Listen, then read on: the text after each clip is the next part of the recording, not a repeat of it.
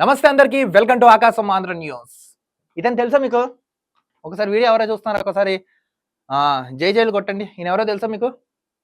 గుర్తుంది కదా, ప్రవీణ్ ప్రకాష్.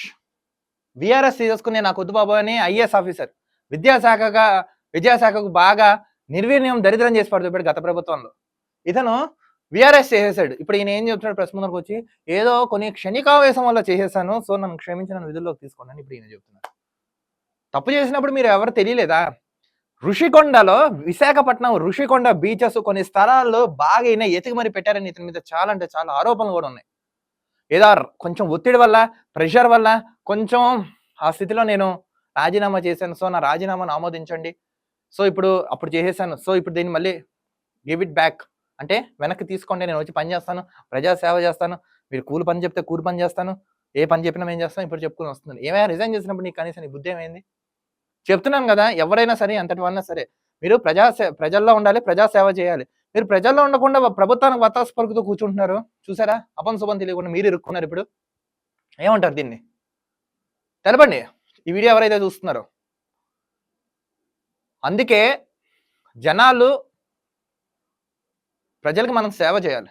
ప్రజలకు సేవ చేయడం మానేసి ప్రభుత్వానికి వత్తాసు పలికితే జరిగే పరిణామాలు ఇలానే ఉంటాయి.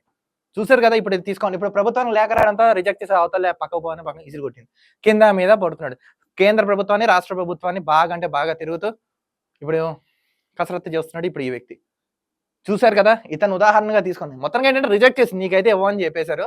సో ఇప్పుడు కొత్తగా ఎవరైతే ఉన్నారో, కొత్తగా ఎవరైతే వచ్చారో, ఎవరైతే వర్క్ చేస్తున్నారో ఇలాంటి వాళ్ళు ఉదాహరణగా తీసుకుని తస్మాత్ జాగ్రత్త చేయండి. మీరు ప్రజాసేవకులు, సో మీరు ప్రభుత్వానికి ప్రజలకు మధ్యగా వారధిలా మీరు ఉండాలి. కానీ ఇలాంటి అవినీతి చేస్తే ఎంతటివన్నా సరే శిక్ష నుంచి తప్పించుకోవడానికి మాత్రం వీల్లేదు. ఇప్పుడు ఇతని మీద ఎన్నో ఆరోపణలు ఉన్నాయి. కఠినంగా అంటే అయితే కఠినంగా శిక్ష మాత్రం త్వరలో పడుతుంది. ఎన్ని అవినీతి చేశారండి విద్యాశాఖ.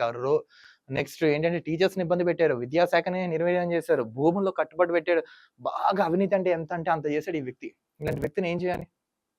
సో తస్మాత్ జాగ్రత్త ఎవరైతే ఉన్నారో. వెంటనే ప్రభుత్వం కూడా ఇతని మీద చర్యలు తీసుకోండి, అసలు నివేదిక చేయండి. వాడినైనా సరే చట్టపరంగా చర్యలు తీసుకోవాల్సిందా మేము కూడా డిమాండ్ చేస్తున్నాం. చూస్తూనే ఉండండి ఆకాశం Andhra news. This is Dilip signing off.